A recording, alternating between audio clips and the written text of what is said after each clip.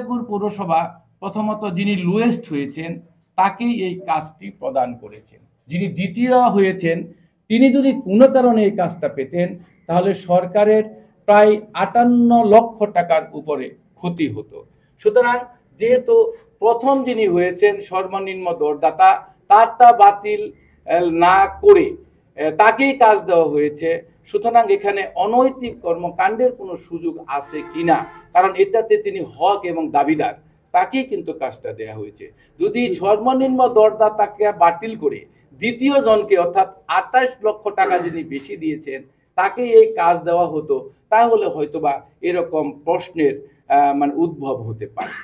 সুতরাং যখন গাজীপুর 1 আসনের মনোনয়ন স্থগিত আছে ঘোষণা করা হবে, সেই মুহূর্তে তড়িঘড়ি করে এরকম একটা মিডিয়া ট্রায়ালের মাধ্যমে সংবাদ পরিবেশন করার উদ্দেশ্যটা কি সেটা বিবেকবান প্রত্যেকটা মানুষই একটু চিন্তা করলে বুঝতে পারবেন।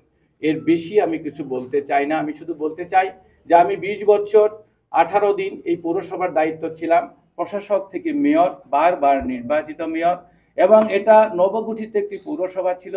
আমি দিন রাত চেষ্টা করেছি এই পৌরসভাটার উন্নয়ন করতে, অর্থনৈতিকভাবে স্বাবলম্বী করতে, এবং আমি যেহেতু সরকারের 58 লক্ষ টাকা সেভ করেছি এবং আমি দৃঢ়ভাবে বিশ্বাস করি যে কালিয়াকৈর পৌরসভায় এই ঠিকা নিযুক্তি যারা দায়িত্বে ছিলেন তাদের কোনো ভুল করেছে বা অনিয়ম করেছে বলে আমার মনে হয়নি। আর সবচাইতে আমার আত্মপক্ষ সমর্থন করি এ কথাই বলছি যে ঠিকাদার নির্বাচনের ক্ষেত্রে বাংলাদেশের কোনো মেয়রেরই সরাসরি সম্পৃক্ততা নেই।